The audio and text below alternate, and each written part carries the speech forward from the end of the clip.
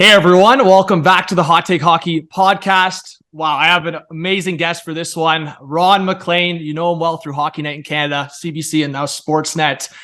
From so many different things in hockey, just in my opinion, a Canadian sport media icon, someone I've looked up to all my life, whether it's awards, books on Ron's part, major NHL events, Olympics, and just so much more. Ron's built an incredible resume. Ron, thank you so much for joining the podcast. It's fun. I try not to smile too much. I just look pleased with myself, but that's a lovely introduction. And Hot Take, it's a great podcast name. And I know if I were nervous, like I remember my first ever NHL telecast was the Detroit Red Wings. And for some reason, when you're nervous, Detroit Red Wings doesn't roll off the tongue. So good for you. You're in total command. I can see that, John. Yeah, and I could tell you right now, definitely for yourself. And we've had a couple really cool guests and just different people, whether it's sport media individuals or former players, and continue to try to get more people on. I was definitely nervous to talk to you, Ron, because you've been someone, as I said, looking up to, just coming out of the sport media program. There's just so many, there's so much competition, but so much just, I would say, so much love for hockey. And you've been, for me, at least one of the bigger names that I've looked up to for yourself. And I would say, obviously, most recently with the pandemic and just so much changing in the sport media landscape. How has your career changed through the pandemic and coming out of it? And kind of what do you do day to day now? Well, a lot has happened that I haven't really been involved in, and that's social media has been the biggest change, bar none. And I think to be a part of the media landscape now, you need to realize it's no longer a vertical pronouncement from Hockey Night in Canada, but there's a kind of a democracy happening on the socials, and it allows people to, mobilize. And that has been I'm old enough that I don't need to sort of build a brand, thank heavens. But I'm not knocking it. It's just, that's a huge change. And the other thing, John, would be when I was taught, probably the golden lesson that was given to me was by a man named Wayne Heinrich. You may have read this in Cornered, but he taught me to speak one-to-one, number one. No hello Canada, no hi everybody. He taught me the lesson of companionship, one-to-one communication. And then he explained that when you're doing that one-to-one communication, you have to speak to a listener or a viewer, or if you're writing, a reader, as if they're someone like yourself. The only way you'll be authentic is if it's your sense of humor, your sense of ethics, everything that you kind of connect with. Speak to that person. But the problem has become that's quite exclusive. In a world demanding, rightfully so, a far more inclusive approach. I have to realize that Ron talking to Ron might be at the expense of so many different interests, and to try and process in your head that there's maybe 5 million viewers watching a Toronto Maple Leaf telecast, and their sensibilities are all over the map, has been a bit of a challenge. You don't want to back off and take it and play it safe. But you almost have to be way more critical, self-critical, and self-aware as you present. And that's a big change from the days when we were kind of all in on the joke. It was it was a very homogenous, little ecosystem, and you could get away with a lot because everybody, nudge, nudge, wink, wink. Oh, that's just whomever. That's changed. Yeah, I was also going to ask you, because whether it's colleagues of yourself or just different people you've come across, do you feel like the social media landscape, do you try to, whether it's tune it out or just maybe not involved as much? Is that something that maybe you get from your colleagues, or is that something you kind of just stay away from? In my case, I'll tell you a story. I was doing Hockey Day in Canada. I was up in Owen Sound, and my wife, Carrie, was down in Orlando at the same time at a golf academy. And she was checking Twitter just to make sure Ron wasn't trending, because that happens a lot, right? Can you imagine the fear that she lives in? And I do to an extent as well. It doesn't take much to set off sort of a joint conversation. So again, you can't avoid it. And you certainly, like your approach to life can't be to look in the mirror and say, I got this. I know what's going on. I'm experienced. You want to use your memory. You want to use your own intuition. You want to use your learning. Many of the skill sets of critical thinking have to be your own, but a huge part of your critical thinking has to be the input of teachers, mentors, leaders, etc. And Twitter or Instagram or any of the socials can be that too. So yeah, you're caught in a little bit of a sword of Damocles, a fear that hangs over you that something you did 30 years ago is about to be a hot take. But you're human. You just have to pray that you lived a conscientious clean life, and that's, I think a lot of people in the public sphere live in that fear. Yeah, and I think it's a lot of the big names that Ron. I think like even so, we had James Duthie on the podcast, for example, and I know he got heavily criticized for his comments during the World Cup, right. And of course we had Sid Seixeiro on, and I know he's a very bold individual when it comes to his take. So there's so many different aspects when there's so many different opinions. Of course, the world has changed in so many different ways, and more so we're seeing it out of the pandemic. Do you look back on so many different memories through Coach's Corner or even hometown hockey? I know Tara now, we're actually having her on the podcast soon. Oh, great.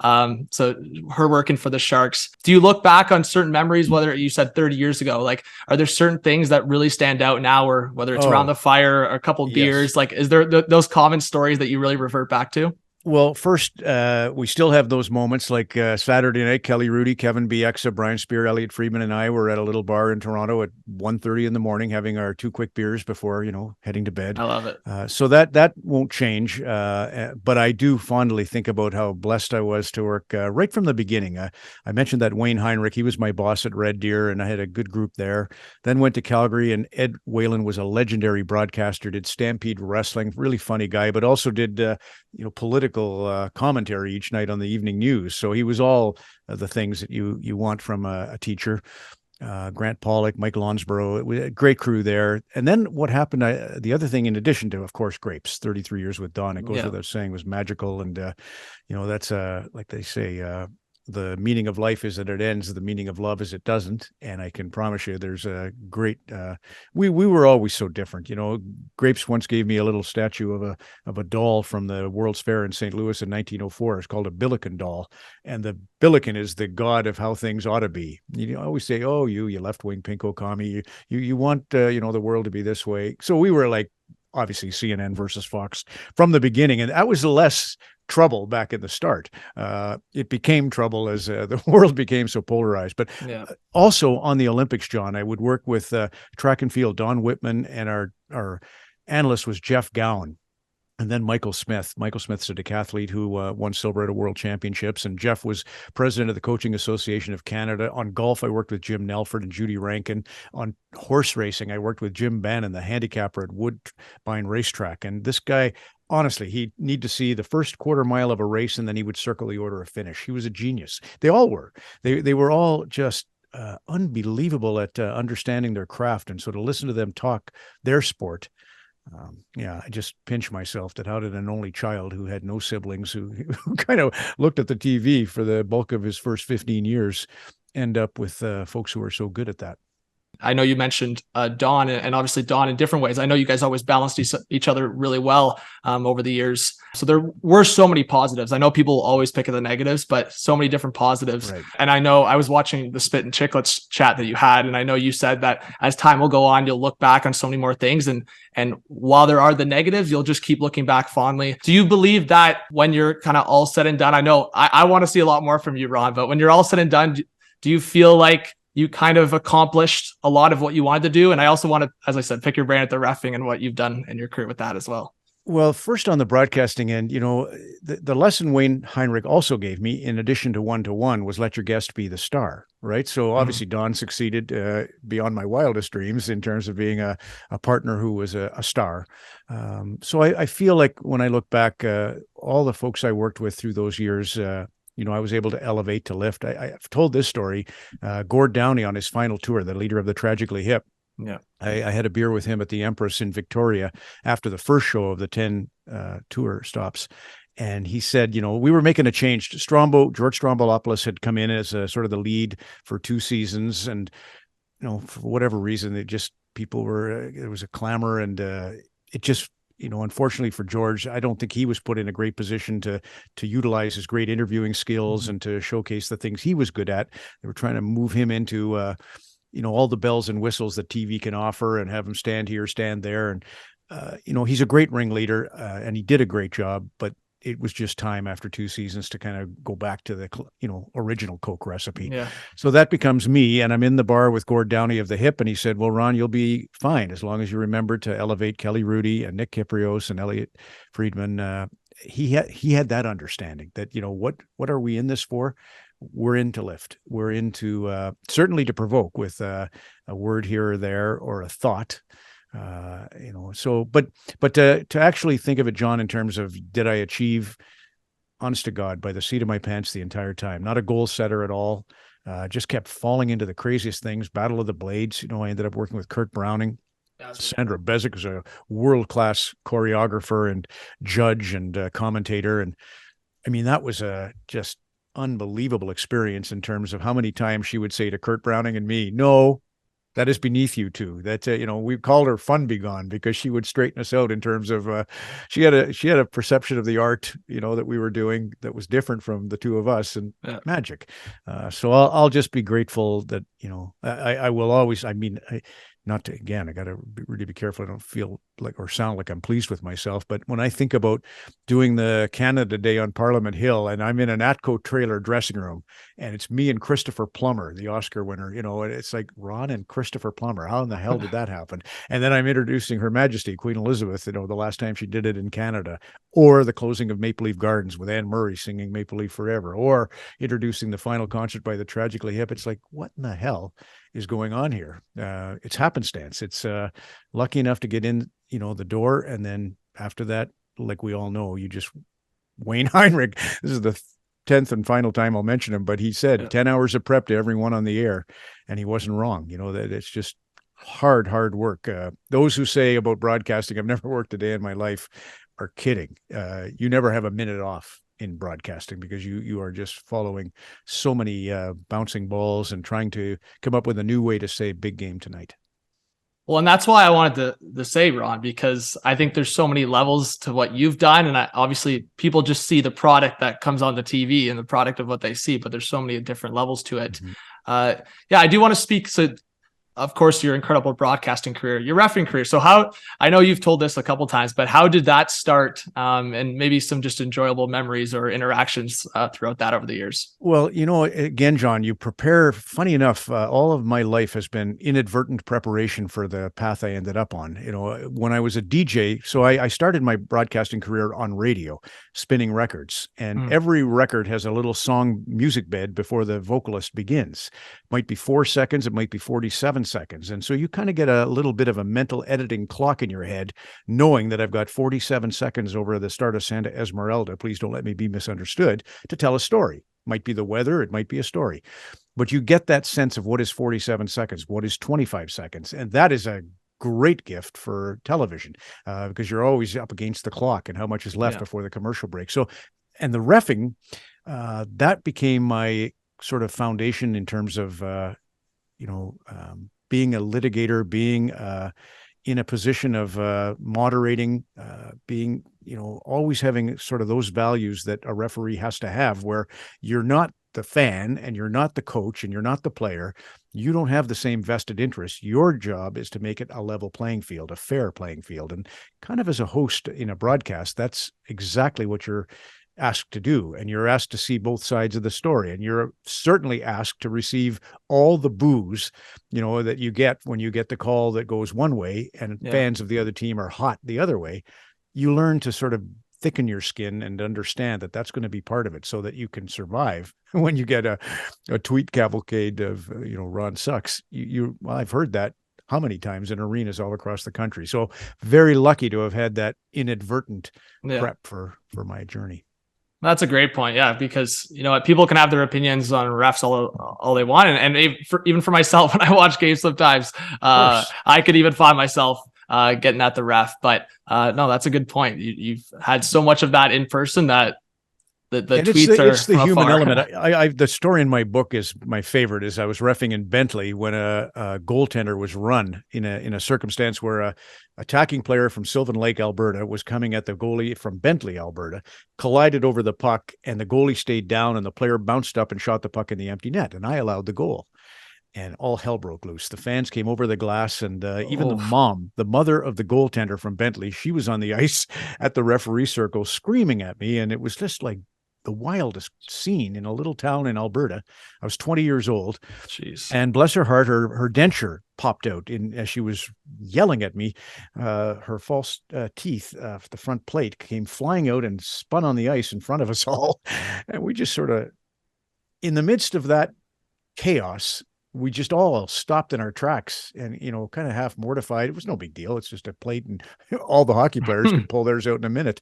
But it was such a juxtaposition to the scene that it stopped everything right in its tracks. And we kind of all skulked away, and that was the end of it. But yeah, what a career that was. And I thoroughly enjoyed standing at center ice, national anthem playing, and junior hockey. You've got that tremendous energy before a game, and there again, you're just praying that as the lawmaker, Ken Miller, an OPP officer, gave me the best advice on that one. He just said, Ron, it's like a bird in the hand. Squeeze it too tight, you kill it. Don't hold it firmly enough, it'll fly away on you. So that was my approach to refereeing. And I tried to do it with honey. They say you do one of two ways. One's maybe with vinegar. Bill McCurry would be a great, now already an old name to some. Some do it with honey. And I tried that approach. I tried to sweet talk my way through the games. Didn't always work. Yeah. That's a wild story though. I know a few stories where it's fans or parents jump in the glass, but that's pretty wild, Ron. Yeah. I want to peel back a little bit to what you talked about and upping kind of the people that you share the screen with. So obviously the people that you have shared the screen with in the past, whether it's Tara or George or Don, but currently, whether it's Jennifer Botterill or Anthony Stewart, what's your relationship like with the current people you work with, and just the new dynamic, as you said, out of the pandemic? They're fantastic. Kevin, in his case, the first time he was on the air with me, we were just making small talk before going on the air. And I referenced a thing that happened in the 1970s when Red Kelly was coaching Toronto. He used pyramid power. He put pyramids under each of the bench portions of the bench to supposedly infuse the players with an extra energy that would be great in the game. And right away, Kevin Bieksa says, well, yeah, the aquifers. I said, what are aquifers? He said, well, those are the capillaries. How the pyramids work is they had shafts that went down into the earth. And I mean, this guy's a mad physicist. And then he went on that night and spoke about how when you're right-handed passing to a right-handed shooter, the centrifugal versus centrifugal force will have an impact on how fast that shot comes off the stick. And so impressive. His father is Al, runs unions out in British Columbia and has a great sense of ethics. I'll tell you a funny story. My neighbor here in Oakville, 5 doors down, is Anita Anand, now the Minister of Defense. Wow. And she's done really well. Her first portfolio was procurement. So she was in charge of during the pandemic, she had to get all the masks, the I-95s and the vaccines. And so she's walked into 2 crazy portfolios back to back, and she's got 4 degrees from universities all over the world, and she's a very impressive woman. So anyway, nothing to do with me being a liberal or voting for conservatives or voting for NDP. She happens to be a liberal, and she's my neighbor. And so I thought for Christmas I would get her election sign that she had on her lawn, and I would have all the Hockey Night in Canada crew sign it. And Kevin said, I'll never sign that. My dad would kill me if I signed that. And I thought, oh, Dad must be a conservative, but he's NDP, stupid me. He's union. So he was so anyway, Kevin's comes from just an unbelievable, like in the back of his head, every time he says, I like fighting, he's thinking about how to frame it so that it doesn't sound like a dinosaur. On to Jennifer Botterill. Yeah. I mean, what can I say? When I got into so much trouble a couple of years ago, she's the most positive human alive. And when Kevin Bieksa happened to say on the show, I'm the most positive person on the panel. And then I tried to give him a shot about clearly you're not the most positive person, but I didn't quite articulate it in a way that kept me safe. Jennifer's that. She's her father, Cal, is a preeminent sports psychologist. So she comes from that background, that she's a really great teacher. She and her husband, Adrian Lamonaco, run hockey academies here in Toronto. So she's got the skills, ability to teach that. Great. Kelly Rudy is, just a dear friend for so long now that we could literally plan each other's comments. 2 Alberta kids who, both pinch ourselves. He's from Edmonton, played hockey late for Inland Cement up there in Edmonton while I was playing for a paving company down in Red Deer. So just a crazy, Donna and Kelly and Carrie and I get together and it's like we're still in grade 6. So that's nice.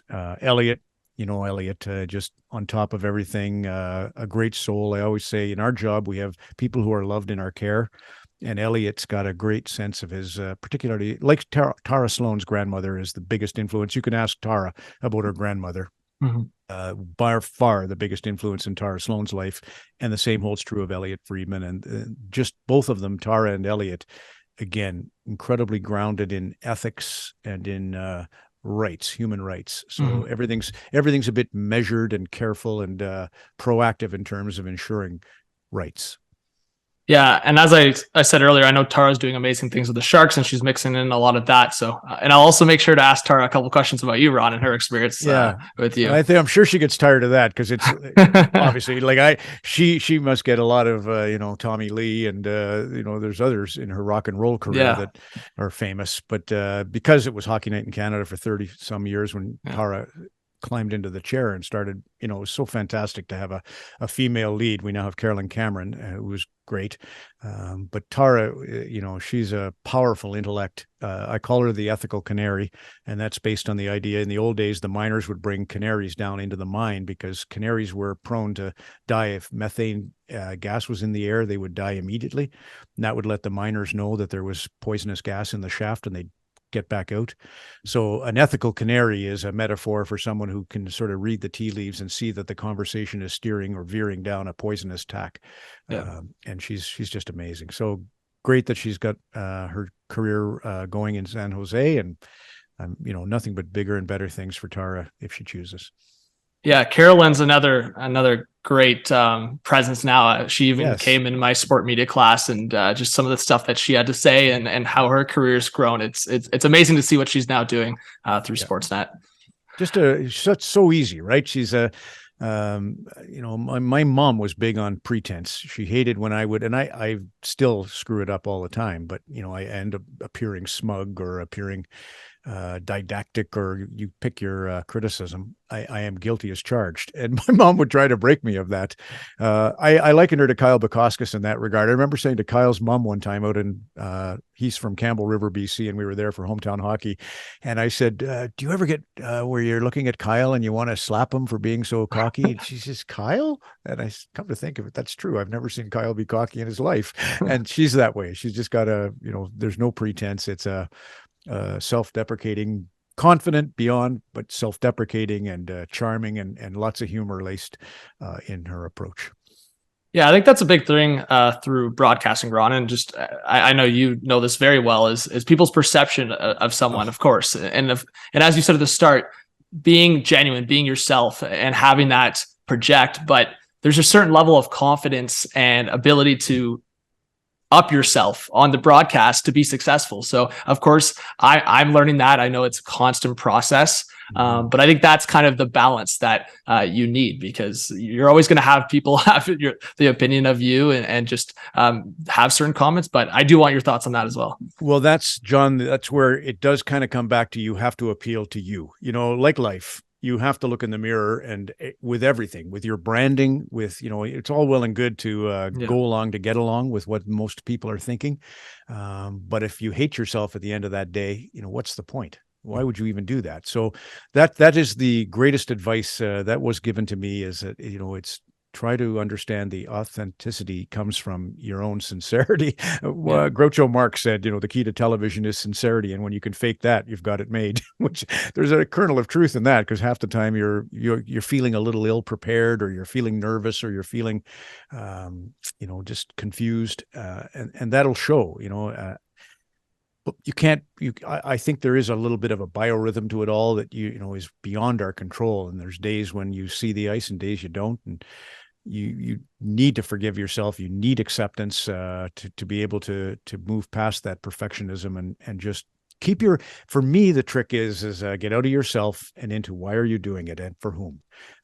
If you're in the service of another, if you're lifting another, you can't go wrong. If you're there to somehow steal the show or to, make your mark, you can get into trouble. That's back to Wayne Heinrich is his real name, but his radio pseudonym was Wayne Barry. He said, Ron, if you let your guest shine, you by extension will shine. And James Duthie does it. All the ones we've talked about, that's kind of the secret of their success. I love that. And yeah, Ron, I got to say, I love all the quotes you always bring to the broadcast or just to the conversations. I feel like that really brings to life whatever the conversation is, whether you bring back on different stories or quotes from a lot of different, like very knowledgeable people, including yourself. So no, I love that. Just on the perspective of and we listed a lot of people that you work with. What's your favorite day to work? Well, I know you've gone through so many different experiences, like Olympics, as we said, and so many different major events, but you don't necessarily have to zone in on NHL here. But is there a certain day that happens annually? I know Elliot's is probably, actually maybe the love or hate for trade deadline, but what's your favorite?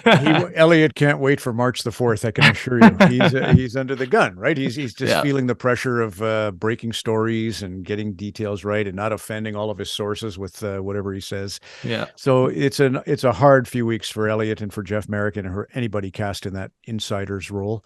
For me, I really enjoyed doing golf. I enjoyed doing the horse racing too. I kind of sometimes felt like animal activists are probably, questioning whether this is even ethically right. Same with the rodeo. I loved Calgary Stampede and everything about how much the folks involved in rodeo took care of the animals. It didn't look that way, but I knew that they did, or I felt that I knew that they did, especially on the chuck wagon driving side. So I really enjoyed the Stampede, and I really enjoyed golf. Golf was the one that was low key.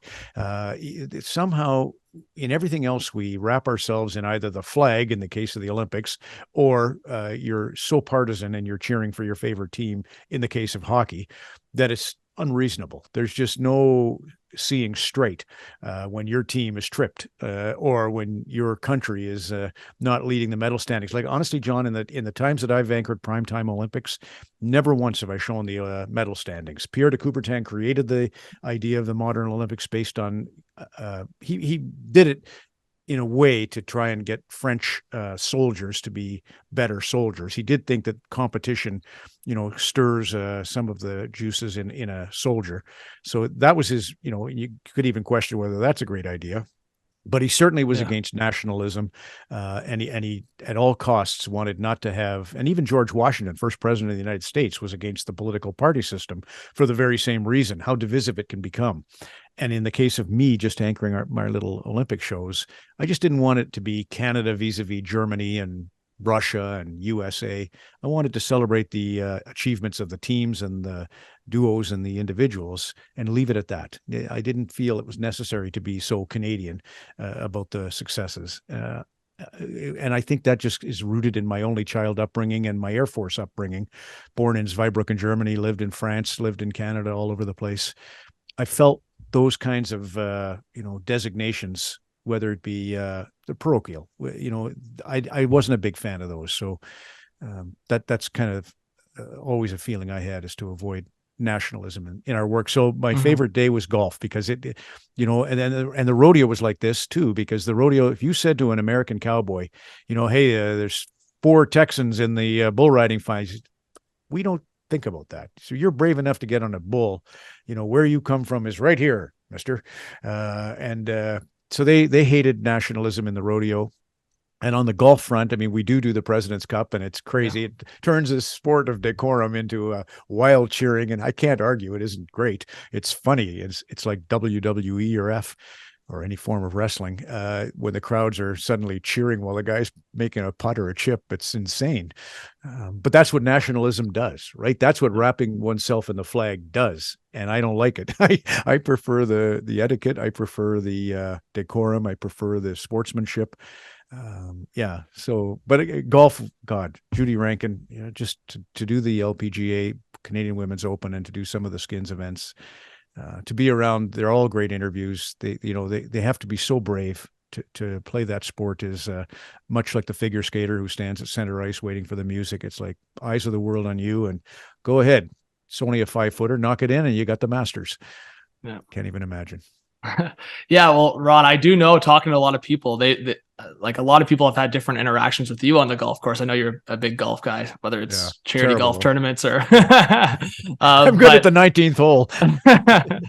But no, I do know a lot of people that have met you have had great interactions on the course, and obviously in different, I feel like I could throw so many questions at you in that regard, and different people you've met. But yeah, just to close out, maybe more so hockey and NHL, Martin J. Walsh, that just got hired on as the NHL PA Executive Director, and just so many different things with the NHL and new directions. I know I also want to pick your brain just maybe quickly on this, is people talking about maybe a new Canadian market somewhere. We're at the 32 team format right now. So Right. long-term, whether Quebec City, Halifax, another GTA market. So on the new hire for NHL PA director, if you want to touch on that and maybe just the direction of the NHL and hockey in Canada. Well, honestly, John, I feel like the horse left the barn when Gary Bettman won the lockout and got the salary cap. That was when he and I used to have the biggest discussions and arguments and debates, was about market value for a player, and that has been quashed.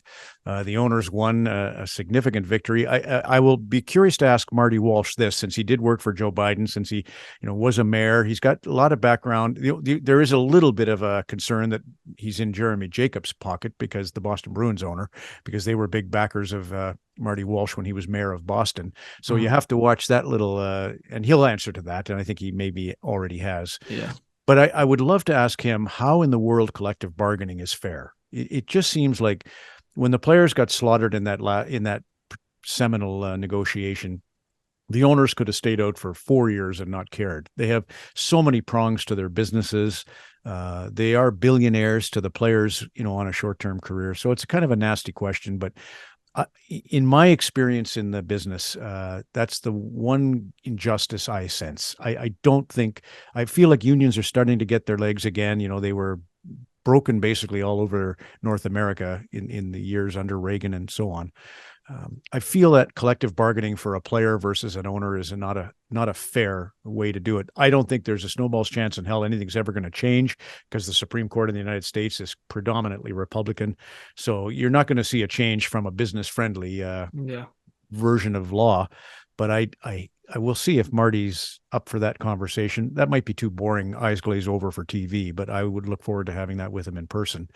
And as far as the direction of the PA, the only other thing on the table potentially is the length of the schedule. Could we take it down to 72 games? Everybody plays each other once, and then you add 2 other games within the division against the teams in your division. They seem to be going hell bent for leather since we moved up to 32 teams. There are very few practice days, a lot of injuries. I think the product would be improved. You saw how coming out of the All-Star break, Rangers Calgary was like crazy because they were rested. So that would be, but how are you going to win that discussion when it means 10 less games worth of revenue? You'd have to sell them on the idea that a better product is more attractive to whoever the new rights holders down the line become, because it's television for now. But I think you're bound to expect Netflixes and Googles and YouTubes of the world to be rights holders going forward. And what that landscape's going to look like, I have no idea. Yeah, there's so many levels, Ron. I feel like when it comes to, even for myself on the YouTube channel, it's just I have so many of these conversations, whether it's Sidney Crosby at the All-Star talking about the format in the playoffs, or the salary cap conversation that just continues and obviously kind of had a dent after COVID. So yeah, there's so many different conversations, but Ron, I will continue to be so the admiration and the respect I have for you. I know I've been hyping you up a lot in this podcast, but I'll either blush or I'll keep smiling at how kind you are. But one thing about one of my favorite responses to all the changes, and should we do this format, that format, schedule this, pay this? David Adams Richards wrote a book called Hockey Dreams. He's from Miramichi, New Brunswick. He's a senator now. And I asked him about, some of the changes coming out of the 2006 lockout, when they also did the Brendan Shanahan Summit, and they really cracked down on obstruction, and the game became a little less physical. And David Adams Richards looked bemused as I was formulating the question, and he finally just says, Ron, I have found that no matter what they do to the game, we just get used to it. We'll still love it. Everything's going to be okay. And I just thought, it's like one time, my first time at the Geminis, now they give out, I have this here. This is embarrassing that I even have this here, but I only have one. I gave the other, I think I had 10 of these. I gave the other 9 away, but I kept one because I can put my phone on it and talk on my headphones, if I'm doing a radio interview. So this is my phone holder, but it's an award. And the first time I was ever nominated, I lost a lot. James Duthie, the last 50, and Brian Williams, the first 50. But I was there and I lost. And Lloyd Robertson, a great news anchor for CTV News, was sitting to my left. And he looked over at me, he says, Ron, it's going to be okay. He's like David Adams Richards and the state of the game. Sometimes when I get wound up, either in my ethics or in my hockey, discussions, I think of David Adams Richards and Lloyd Robertson. Ron, thank you so much for joining the conversation, the podcast. Is there anything else that you're doing these days that maybe the people aren't aware of, or something that you have for yourself kind of coming up, or just maybe for yourself, what you're looking forward to going forward? Well, John, we're in the middle. Carrie and I'm 62 and Carrie's young, but she's just younger than me. And we're sort of thinking, what's in the future. So we've built a home in Thornbury, Ontario, and that kind of is in the Blue Mountains. For those who don't know, is a great skiing, golf, Georgian Bay. And, we'll probably split between Oakville and that area as long as we can. And then when I retire, ultimately, that's sort of in the future. And what I would do is, maybe Metropolitan University, go to do a little bit of teaching, hopefully, or do some public speaking. Maybe write. I wrote twice with the help of Kirsty McClelland-Day. That would be nice to do, when the dust settles, especially when Tara and I were doing hometown hockey. Yeah. The info load on that show was daunting, so there was no time, a lot of public outreach. But yeah, I think we're sort of in those years where we don't know. As I said to you, John, not a goal setter, but definitely want to try and put a property somewhere where, even if we don't stay there, where we give ourselves a shot at being active. That would be, down the line, the only thing I'm thinking about other than Saturday. What are we doing to open the show? There's no Leafs on the broadcast this particular coming weekend, so I get to do something that's Montreal or Vancouver or Ottawa centric off the top of the show. Yeah, the public speaking would be awesome, Ron. I'm sure a lot of people would get so much out of that. I do, on our way out here, I do have to give a shout out to my cousin, Lucas. He works the NHL office. He usually co-hosts with me, but sometimes I do it solo. So shout out to him. And with all your experiences, Ron and Don, and just growing up, watching you on TV, truly amazing to see everything you've done personally and individually. And for you and your wife, I truly do hope the best going forward, and continue to see you on my TV and see all the great things you do. I'll tell you what Bob Cole told me in one of the greatest moments of my young career. I'd worked a Friday night Leafs at Chicago and came back to do the Saturday night at Maple Leaf Gardens. And that's when Bob Cole rolled into the building, and he just walked over and he says, don't change a thing. And that's for you, John. Don't you change a thing. You're excellent. And it was really kind to have that exchange. Oh yeah. Thank you so much, Ron. And I really do appreciate, as I said, coming on to Hot Take Hockey podcast. Huge guest. Thank you so much, Ron, for coming on. Got her.